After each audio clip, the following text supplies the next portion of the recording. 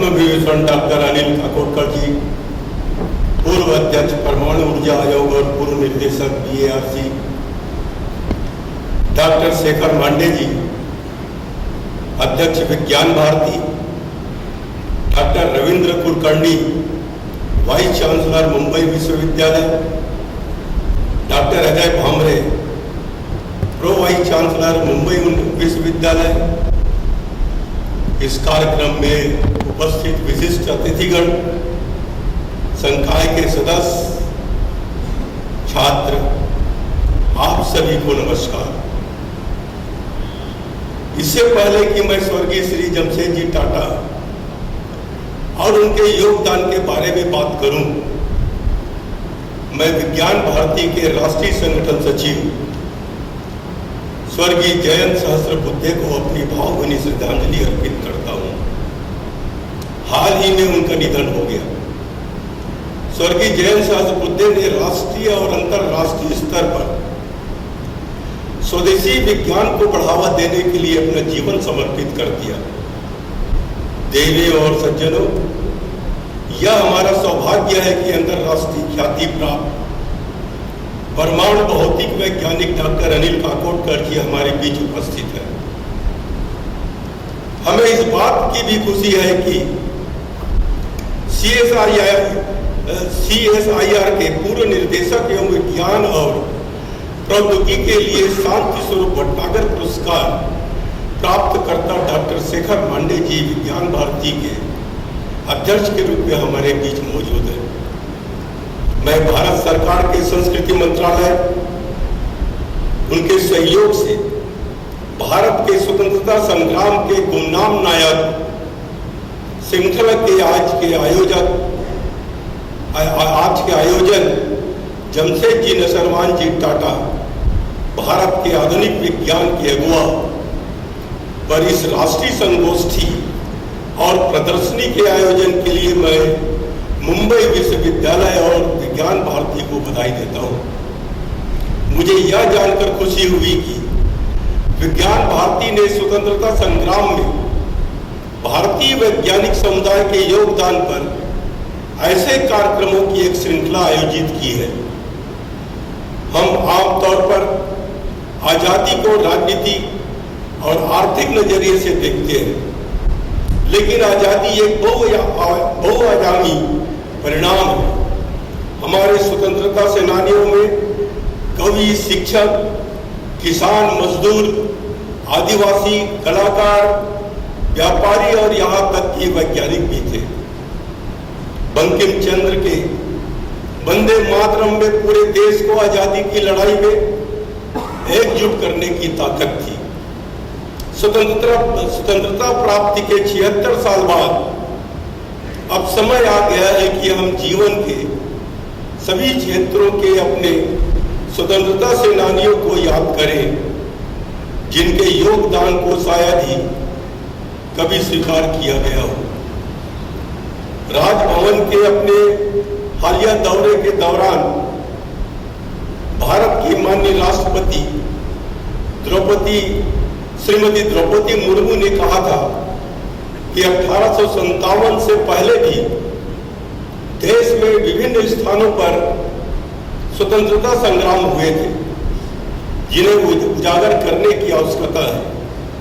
उन्होंने स्वतंत्रता आंदोलन के विभिन्न आदिवासी क्रांतिकारियों के योगदान को भी सामने लाने की आवश्यकता जताई थी।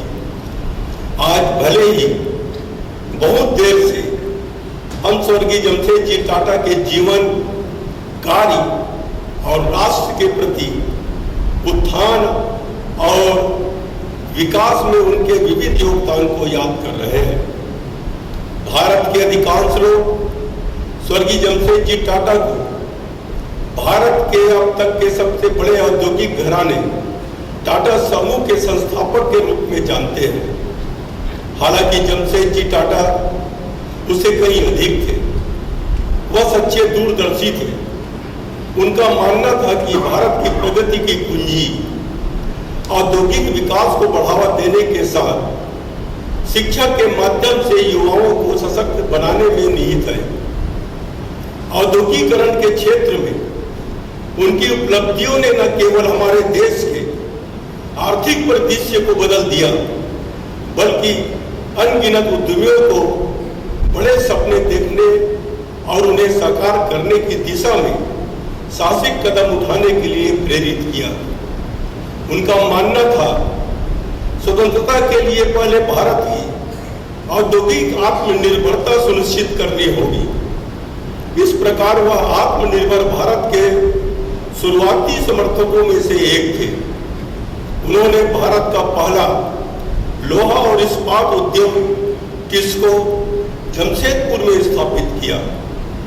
हम सभी जानते हैं कि उन्होंने मुंबई में होटल ताज की स्थापना की।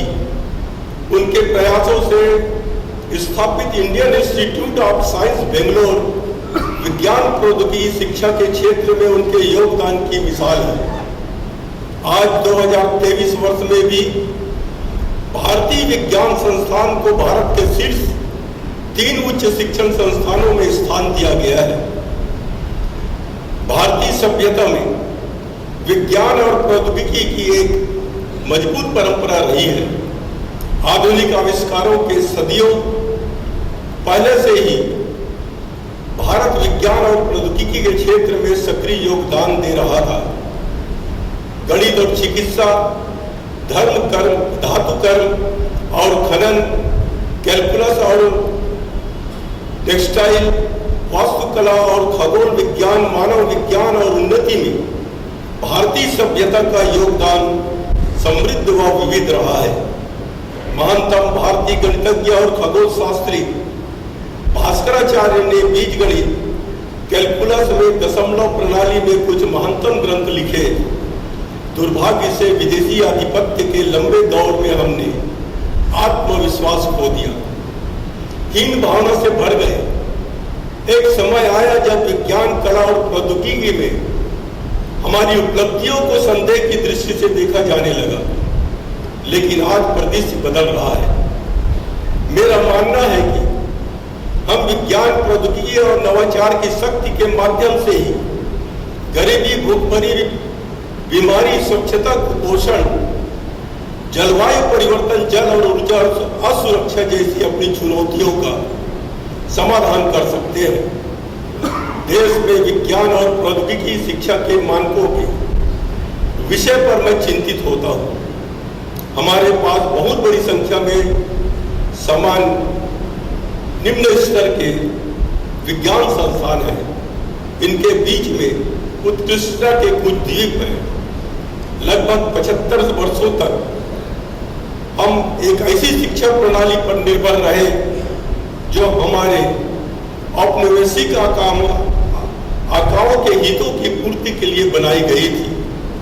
यह शिक्षा प्रणाली हमें कहीं नहीं ले जा सकती थी। यह शिक्षा सिर्फ भारतीयों के लिए, सिर्फ नौकरी के लिए ही थी। यह एक तथ्य है कि हमारे अधिकांश स्नातक लिपिक जैसी नौकरियों और डेस्क जॉब जैसी की इच्छा रखते थे। शिक्षा प्रणाली से नवीनता की भावना गायब हो गई। अनुसंधान और स्वतंत्रता सोच की भावना खत्म हो गई। उद्यम और साहस की भावना को हतोत्साहित किया गया। आज हम सबसे गतिशील राष्ट्रीय शिक्षा नीति 2020 को अपनाने और इसके कार्यान्वयन में शुरुआत के साथ हम शिक्षा के प्रति एक नया दृष्टिकोण अपना रहे हैं। भारत अब सबसे ऐतिहासिक मोड़ पर खड़ा है। माननीय प्रधानमंत्री जी की कल्पना के अनुसार दुनिया की तीसरी सबसे बड़ी अर्थव्यवस्था बनने की हमारी यात्रा काफी हद तक इस बात पर निर्भर करती है कि हम अर्थव्यवस्था के सभी 3 मुख्य क्षेत्रों अर्थात सेवा क्षेत्र, मैन्युफैक्चरिंग और कृषि को कैसे बढ़ावा देते हैं। यह 3 क्षेत्र शिक्षा, अनुसंधान, नवाचार और उद्यम की भावना से महत्वपूर्ण इनपुट पर निर्भर करते हैं। भारत दुनिया में सबसे अधिक आबादी वाला देश बनकर उभरा है। हमें विश्व में सर्वाधिक युवा राष्ट्र के रूप में भी जाना जाता है। इसके साथ अवसर भी है और खतरे भी हैं। दुनिया के कई उम्रदराज देशों को कुशल जनशक्ति की बढ़ती जरूरतों को पूरा करने के लिए भारत से बड़ी उम्मीदें हैं। वह भारत के लिए एक अवसर है। हम अपने युवाओं को उत्पादक मानव संसाधनों बदलकर इस अवसर का लाभ उठा सकते हैं। मैं पार्लियामेंट में जब था तो मैंने भाषण में मैंने कहा था कि पहले चाइना जनसंख्या में आगे था, लेकिन अब भारत आगे हो गया है। और चाइना इतनी जनसंख्या कर होते हुए भी आर्थिक दृष्टिकोण से कैसे आगे बढ़ा, उस समय मैंने कहा था चाइना काफी सोचकर अपने पॉपुलेशन को उन्होंने एसेट्स में बदला, लेकिन हमारा देश इस पॉपुलेशन को हम एसेट्स में नहीं बदल पाए। इसीलिए ये स्थिति आज भारत की थी, लेकिन आज वो दृश्य बदल रहा है कि हमारे नौजवान भी हमारे एसेट्स बनेंगे और देश आगे बढ़ेगा। आर्टिफिशियल इंटेलिजेंस और मशीन लर्निंग में उद्भव की पृष्ठभूमि में संपूर्ण शिक्षा प्रणाली में आमूलचूल परिवर्तन आना है। आर्टिफिशियल इंटेलिजेंस के आने वाले युग में सीखना आजीवन और निरंतर रखना होगा। हमें आगे बने रहने के लिए अपने लोगों को स्किल, रीस्किल और अप स्किल बनाना होगा। मैंने पढ़ा है कि मैकिन्से एंड कंपनी का अनुमान है कि मशीन लर्निंग से 2030 तक 40 से 80 करोड़ नौकरियों को स्थापित कर देगा, जिससे 36.5 करोड़ लोगों को पूरी तरह से नौकरी की श्रेणियां बदलने की आवश्यकता होगी। एक से अधिक कौशल सीखने से भारतीयों को एआई और मशीन लर्निंग से उत्पन्न खतरों से बचने में मदद मिलेगी। एक दौर था जब 90% अमेरिकी खेती पर निर्भर थे। औद्योगिक क्रांति के कारण व्यापक परिवर्तन हुआ और आज केवल 2% अमेरिकी कृषि पर निर्भर है। प्राथमिक शिक्षा की बड़े पैमाने पर शुरुआत के साथ इस परिवर्तन को प्रतिबंधित किया गया। अब तक पढ़ना, लिखना और अंकगणित के ये महत्वपूर्ण कौशल माने जाते थे। इन कौशलों को आर्टिफिशियल इंटेलिजेंस ने पीछे छोड़ दिया है। आज हम अपनी शिक्षा को एआई और मशीन लर्निंग के अनुरूप कैसे ढाल सकते हैं, इस पर चिंतन होना आवश्यक हुआ है। हमें एआई व्यवस्था से लाभ उठाने के लिए अपने लोगों को कुशल और पुनः कुशल बनाने की रणनीति की भी आवश्यकता है। जमशेदजी टाटा राष्ट्र की सेवा के प्रति सिद्धांतों और प्रतिबद्धता वाले महान व्यक्ति थे। आज जब हम सब जमशेदजी टाटा की उल्लेखनीय उपलब्धियों का स्मरण कर रहे हैं, तो हमें उन मूल्यों और सिद्धांतों से निर्देशित होना चाहिए जिन्हें उन्होंने संजोया और बरकरार रखा। मैं जब झारखंड का राज्यपाल था, मैं जमशेदपुर गया, उनके स्टील प्लांट का भी मैंने विजिट किया था। टेल्को में भी मैं गया था और उसमें एक बात मुझे देखने में आई कि देश में प्राइवेट सेक्टर में पहला लोहा का कारखाना खोलने वाला जमशेदजी जब चालू किए थे तब तक उन्होंने क्वालिटी कंट्रोल में कभी समझौता नहीं किया है और इसीलिए उनका जो भी प्रोडक्ट है लोग उनको याद करते हैं। जब ये जीवित थे तब कॉर्पोरेट सामाजिक उत्तरदायित्व पर कोई कानून नहीं था, लेकिन फिर भी कॉर्पोरेट सामाजिक दायित्व, सतत विकास और नैतिक व्यावसायिक प्रथाओं के प्रति उनका समर्पण और प्रतिबद्धता भी उद्यमों के लिए मार्गदर्शक है। समापन करने के पहले मैं स्वर्गीय जमशेदजी टाटा की स्मृति में इस कार्यक्रम के आयोजन के लिए मुंबई विश्वविद्यालय और विज्ञान भारती का अभिनंदन करता हूं और आपके सहयोग के लिए आप सभी को धन्यवाद देता हूं। जय हिंद, जय महाराष्ट्र।